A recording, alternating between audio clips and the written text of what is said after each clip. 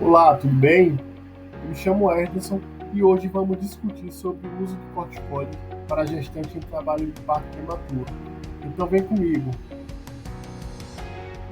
O vídeo é referente à grade curricular de FC4 do curso de Medicina da UEMS. O objetivo é esclarecer assuntos de saúde embasado em evidências científicas.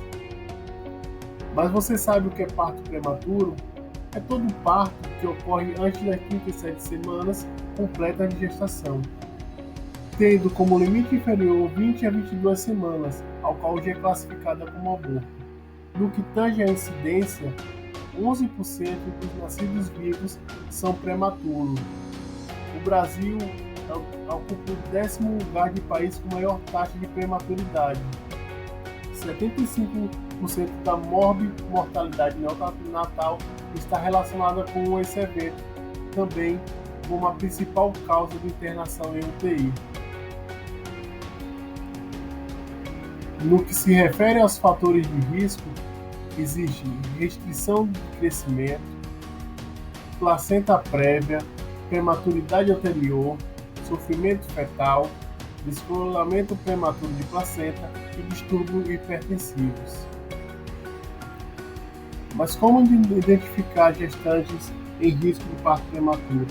O diagnóstico é basicamente clínico, avaliando as contrações regulares maiores ou igual a 2 a cada 10 minutos, dilatação cervical maior ou igual a 3 centímetros, gestação menor que 37 semanas e um trabalho de parto prematuro.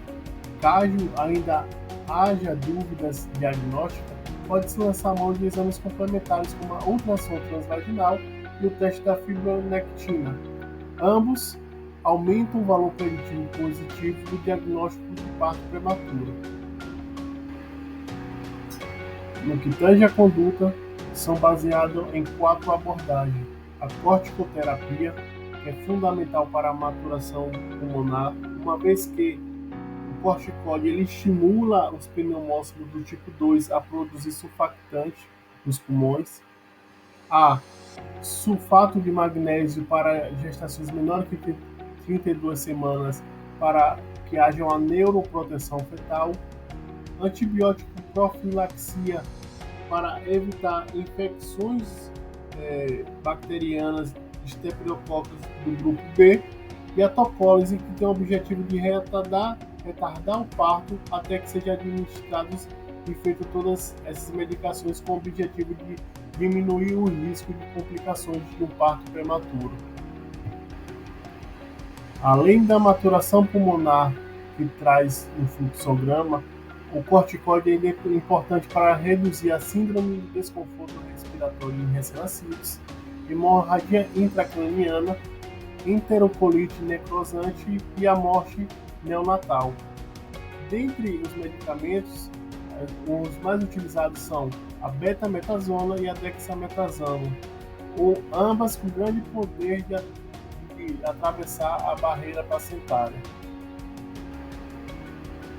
Diante disso, formulei o pico, que é o mnemônico para descrever a população, a intervenção, o grupo controle e o desfecho, justamente para formular uma pergunta clínica.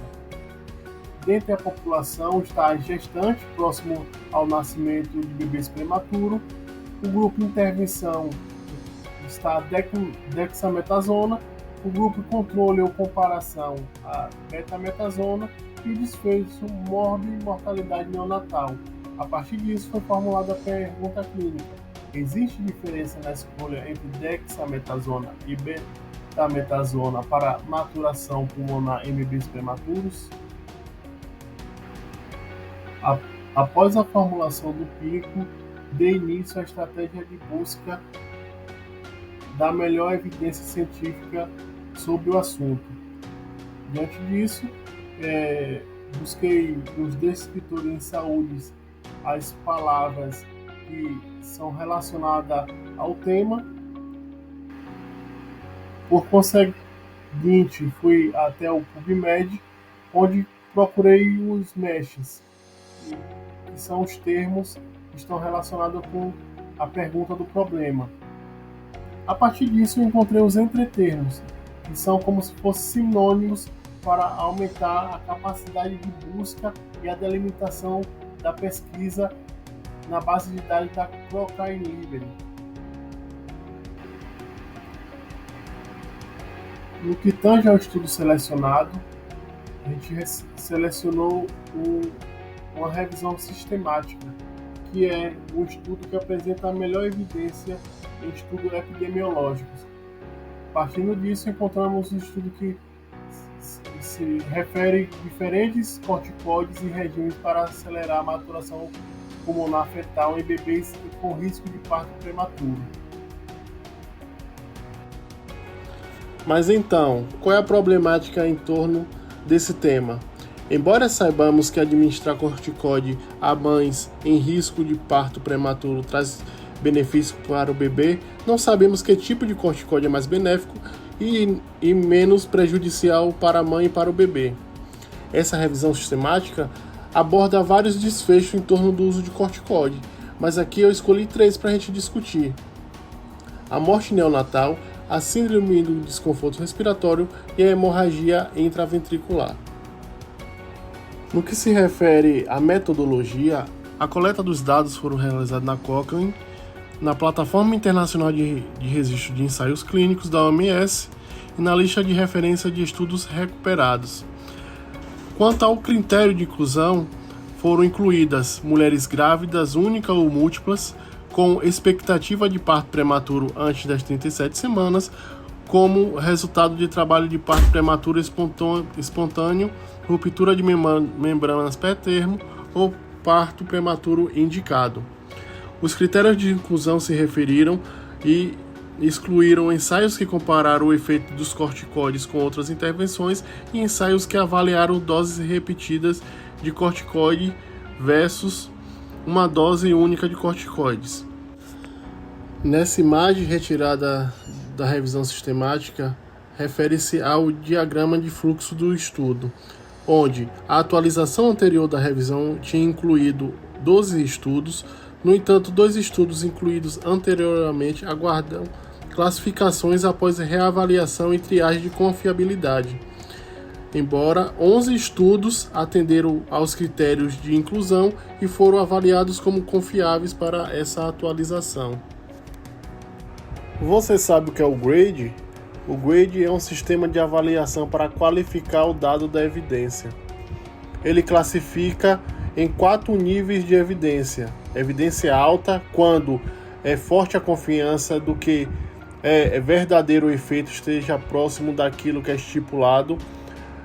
Nível moderado, quando essa confiança ela é moderada. Nível baixo, quando a confiança no efeito é moderada, e muito baixo, há um importante grau de incerteza. Seguindo os gráficos, note que os parâmetros variados são geração de sequência aleatória, viés de seleção, ocultação de alocação, viés também de seleção, cegueira de participantes e pessoais, viés de desempenho, dados de resultados incompletos, viés de atrito e por fim, relatórios seletivos, que é o viés de relatório. Assim percebemos que o último estudo de 2019, o CODRE, ele apresenta um alto nível de evidência.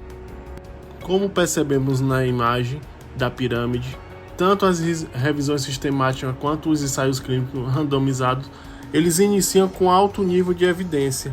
Porém, existem 5 fatores que reduzem a confiança nos resultados, que são os determinantes de qualidade, que são limitação metodológica no delineamento e execução, que refere-se ao risco de viés, inconsistência, que se refere à heterogeneidade, 3. A evidência indireta, 4. A imprecisão do intervalo de confiança e o viés de publicação, que é o 5. Você sabe o que é meta-análise e qual sua importância? É uma ferramenta de análise estatística que utiliza o cálculo estatístico aplicado aos estudos incluídos de uma revisão sistemática, ou seja, ele soma todos os resultados dos estudos para conferir um maior poder estatístico.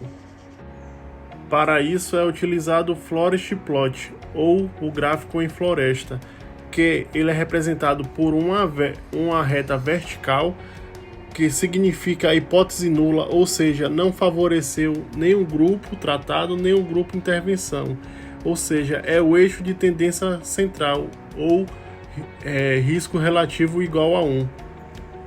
Ela também apresenta eixos horizontais, que representa a quantidade de estudos incluídos na meta-análise. Se essas linhas horizontais tocarem ou cruzarem a linha vertical, significa que não há diferença no uso, tanto como é no caso desse gráfico do corticoide dexametasona ou do corticoide betametasona. O eixo horizontal também representa os intervalos de confiança, ou seja, quanto maior for esse intervalo de confiança, maior será a incerteza do estudo. E nelas ainda apresenta esses quadrados, menores e outros maiores, que está relacionada ao peso desses estudos. Mais abaixo há essa imagem em forma de losango, que significa a sumarização de todos os resultados dos estudos. Assim, esse gráfico compara a dexametasona e a betametasona na mortalidade neonatal. Percebemos que no gráfico não há diferença no uso da dexa ou da betametasona, uma vez que tanto as linhas horizontais como os losangos ele tocam ou cruzam a linha vertical. Percebe-se também nesse gráfico que relaciona o uso dessas medicações com a hemorragia intraventricular, que ambas não apresentam diferença estatística. Por fim, esse gráfico que relaciona a dexametasona e a betametasona com o desconforto a síndrome do desconforto respiratório também mostra que não há diferença na utilização de uma medicação ou de outra, visto que os intervalos de confiança são grandes e também eles tocam o eixo central. Por fim, no que se refere aos resultados das pesquisas, qualquer morte conhecida após a randomização, a síndrome do desconforto respiratório e hemorragia intraventricular, há pouca ou nenhuma diferença entre a dexametasona e a betametasona nos seus desfechos.